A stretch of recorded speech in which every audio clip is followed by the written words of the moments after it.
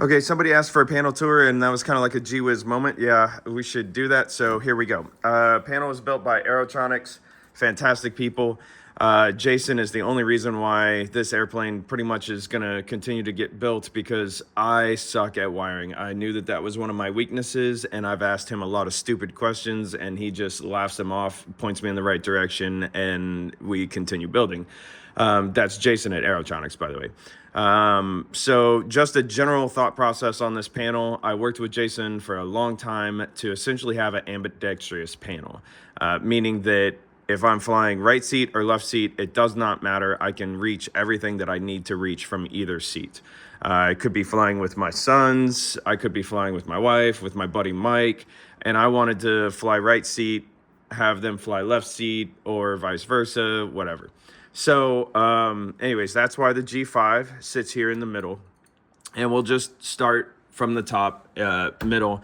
G5, your ignition and your test, your start button, battery master, main alternator, and avionics. So everything that you need to get to start the aircraft sitting right here in the middle. Don't have to reach all the way to the left-hand side to find all of that stuff. Also, a big plus, huge plus for me is, especially if I'm flying with someone like my buddy Mike or even my wife, who both are pilot rated and know aircraft. Essentially, if it's an engine out or whatever, I can say, hey, try and refire the engine while I fly the airplane to the scene of the accident, right? Always fly the aircraft. So it allows me to focus just on flying the aircraft while they're sitting in here trying to restart. The throttles will be right here. I can do a separate video on that. That is a long, arduous process that I'm still in the middle of. Anyways, G5, everything you need, battery master, main field, and avionics.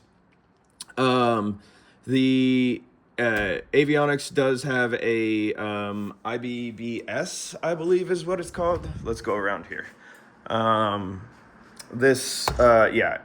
Integrated battery backup. So that essentially allows me to have all of the avionics on, fire up the aircraft, and even though the starter is going to pull a lot of amperage, the amperage off of that backup battery is going to keep these running. The G5 obviously has a backup battery internal to it too.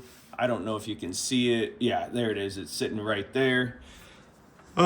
So anyways, the next up, because I essentially lost so much panel space, I went with the 650, really wanted the 750, but even Jason at Aerotronics said, listen, you're not missing out on anything. It really doesn't change anything, 650 to 750. The few features to tap into on the 750, you're going to have on your G3X anyways. The one thing that you're gonna lose 650 to 750 that I could tell was plates and the georeference on plates. You can't pull up a plate on here, but you can pull up a plate on this Garmin G3X and have it geolocated. So anyways, since I very much also wanted a ambidextrous panel, I went with the 650. This is obviously your autopilot, and then fuel boost, and then the way that I did these switches down here, and let me zoom in here. So the way that I did these switches was essentially, I was thinking about at night, how is everything going to play out, right? So at night, I'm going to have taxi lights on. Obviously, the defrost and the pitot heat will be on. Fuel boost for takeoff, right? But anyways, so at night, what do I need whenever I'm starting to taxi out? Okay, fuel boost, and then these will be on. After that, I'm gonna start taxiing. Then when I take the runway, it's essentially gonna be that minus the nav. Obviously, the nav will go on a little bit before that. But anyways, I tried to just kind of do a natural progression back and forth between all of those. The lights up here on the canopy should be sufficient enough for me to be able to see those anyways. But if I needed to just go down and grab something, I know that all of my landing, essentially everything that I need back and forth, is sitting right there underneath those lights. I don't know if I explained that properly, but it all makes sense in my mind, which is why I did those switches that way. This is the cowl flap. Obviously, that's quite somewhat self-explanatory, right? That's this underneath here and that panel there. Moving on, parking brake. Parking brake comes from, oh my goodness, why did I forget their name? It's the people that essentially supplied me with the brake lines and all of that stuff. And just a phenomenal job on the parking brake setup. Let's see if I can get that. Yeah, there we go. So that parking brake right there is probably one of my greatest joys of this aircraft, because it just works so seamlessly. I'm going to remember their name, hopefully before the end of the video. So then, being done with the center, next up you have the EFIS battery. I don't know why you would not want it armed. Right now it is not armed, because if I flip that up and if I push that breaker in, then it just takes all of the battery out of that. And I don't have the main battery hooked up just yet, so I don't want to drain that other one accidentally. Battery fault obviously comes on whenever the EarthX battery has a problem. It has its own computer board in here at the top, and this one wire right here is what's essentially connected to this harness right here. And it will essentially, once the battery trips, it'll ground out that, and then my light will come on. Next up is the master caution and master warning. This is absolutely my favorite part of the panel. Couple of months before this panel was going to get built, Garmin came out with an update where these screens can be tied into these two, the master caution and the master warning. And if they go off, they're now pressable, and you can extinguish those lights. Let me say that again. You can extinguish the voice command that you hear in your headset. You can essentially shut up the voice command. This is gonna stay lit. It will no longer flash. So anyways, one of my favorite updates, and I'm so glad they did that right before the panel was to be built. Aux fuel, that's these lines here in the middle, right here. I plan on running ferry tanks. So this line essentially is going to terminate right about here. And that way I can put a turtle tank in this seat. And then this line down here runs all the way to the cargo bay. I have tie downs back here underneath the carpet where I'll put another turtle tank. Essentially, I'm hoping to have about all in all, with the 50 gallons in the wing and another 60 gallons, hopefully, between the co-pilot seat and a turtle tank in the back. 110 gallons, that's a lot of time aloft. I'm hoping to do some pretty crazy long runs in this aircraft. I'm young, bladder's pretty good, so anyways, we'll see if that actually ends up happening. But I'm planning for it. So that's going to be this aux fuel button right here. That's essentially going to turn on the fuel pump, whether it's the co-pilot turtle tank or it's the rear turtle tank. That's what that does. Camera on or off. Essentially, I'm going to have a few GoPros throughout the aircraft. And so this is essentially whether or not I'm charging those batteries or I'm not. In a situation where I lose the main alternator and I have to go to a backup alternator, I wanted to make sure that essentially I could load dump those cameras and stop them from charging. Co-pilot stick enable, disable. This is a very common one on all of the panels. So essentially once this is flipped down, it disables any functions on this co-pilot stick. Now on the other side, let's see if I can get it. On the other side, there is a pilot stick, enable and disable. So that's kind of rare. I haven't seen anybody do that yet. But because this is an ambidextrous panel, if I'm flying right seat and let's say one of my sons is flying left seat, I don't want them to accidentally, if they're going to actually take the aircraft and fly it a little bit, I don't want them to talk to ATC or change the trim or something like that. So I did that just because left and right seat can essentially have all of the same things. So that made a whole lot of sense in my mind. It really kind of threw Jason for a loop, but once he understood the whole reasoning behind all of this, he got it. ESP disable, that's I'm going to butcher this one. I know I am. It's essentially I forget what Garmin calls it, but if you're banked at a certain bank for X amount of seconds, it says, hey, you big dummy, you're in a turn, and levels you out. It's a protection that Garmin came out with. So if you're going to do aerobatics, you definitely want one of these. If you're going to do even something that like turns around a point, something like that, you want one of those. You can always get into the screen and disable it that way, but a lot of people just like this switch so that you're not fumbling through pages. So that's why I did the same thing. Alternate air we're missing. That's because I don't have an air scoop on the engine as of yet. This engine was literally hung a week ago, actually exactly a week ago.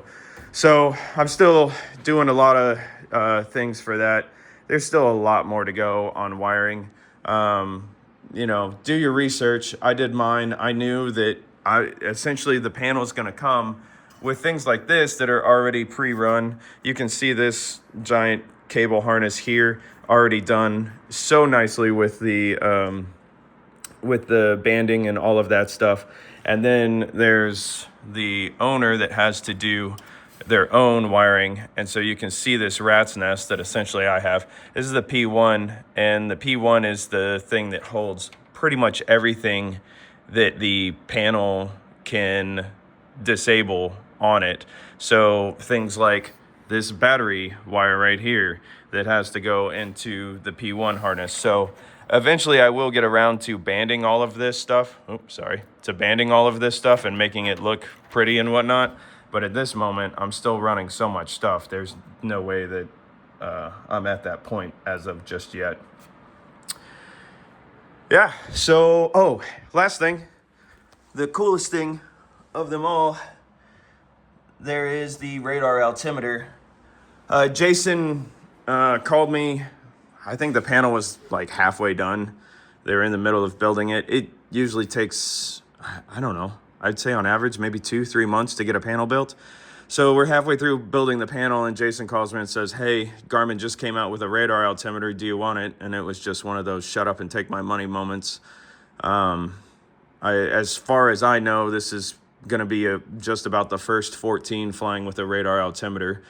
Somebody out there with a Lance Air, and I think someone retrofitted one to an RV7, but I've yet to see a 14 that has one. And so that's this right here, GA15 height advisor. So essentially both harnesses on both ends of that were already made up and shipped with my panel. I can't say it enough, really fantastic guys at Aerotronics. And then, man, I really wish I could remember the brake line. I'm gonna post like a little tag or something, because they really deserve credit too. Those brake lines, the fuel pump lines, all of that stuff. They're really good people. The last thing was an oxygen panel. Essentially, it's going to get mounted right here. And I'm planning on doing some pretty high runs. I know people don't have a lot of risk tolerance for really high in a prop plane, but I do have that risk tolerance. And if I'm gonna really use the legs on this thing, and I'm gonna use those extended tanks that I'm plumbing for, I'm gonna need some oxygen, especially since I plan on crossing the Rockies quite a few times per year. Obviously not at night. I don't have that kind of risk tolerance, but daytime, yeah. no problem. So the oxygen system comes from Mountain High. It's one of those that pulses, so it kind of saves some of your oxygen. It figures out your breathing circadian rhythm, and then it pulses 100%, and then I think it reduces to 40% while it thinks you're not breathing. So I still need to buy what they call the flyaway kit, which is this screen, and then they'll give you the bottle. Let's see if I can. TS Flightlines. I think they changed their name to something else too, but if you Google TS Flightlines, that's the brake line people. So anyways, I've already plumbed all of the wiring harness, all of the tubes and whatnot that I need for the oxygen system back there. And those 4 holes that you see in the panel right there, that's going to be for the bottle strap. But of course, I don't want to buy any of that stuff because the bottle has a limited life on it. So the flyaway system is really when you're ready to fly away, you purchase that. And I think that's everything. We can go over the grips just real quick. This is what I just decided to do. Green is talk to ATC, so essentially you're requesting the green light to enter a airspace or whatever. That makes sense in my mind. This is your trim hat. This is flaps. This is to disable autopilot. And then on the back of these, I don't know. Here, we can grab this one. So on the back of this, you'll see a very small button right there. That's going to be my toga button, take off, go around button. So in the event that that happens, it'll be full throttle. Left hand is on here, and then I've got the toga right there. Obviously, my trim is then sitting right here. So it's go around is obviously always a hands full type of situation, but I feel like it's best for me to have one hand on the throttle and then take off, go around sitting right there in the middle of the grip. I guess the last thing I kind of forgot to point out was this. It's just your annunciator test button, and then you can make these lights dim or bright depending on if you're flying day or night. And I think that is roughly everything. The wonderful person at TS Flightlines, these brake lines were just the normal stock brake lines, but I did ask them if there was the possibility of retrofitting Behringer brakes and wheels onto this, because I know that they'll just mount to this. That's the way that kit works. And they said there'll just have to be an adapter right here off of this line into the brake caliper. But he said other than that, everything is updatable. So that's kind of a future type thing. I'm thinking possibly, and I know this is a little bit crazy on a nose wheel, but I'm thinking of also changing the tire size to a slightly bigger tire size and running. I found some carbon fiber wheel pants that I forget. I guess it's from a 4 to a 5 size tire that you can run on that. So if I decide to do a little more off-grid type flying, I may upgrade to that. And that's pretty much it. Hope you enjoyed the panel walkthrough. And if you have any questions, just drop them in the comments. I'll try and answer them. I'm not doing this to be famous. I'm not asking for comments to be famous, but I'll try to answer whatever you come up with. Take care.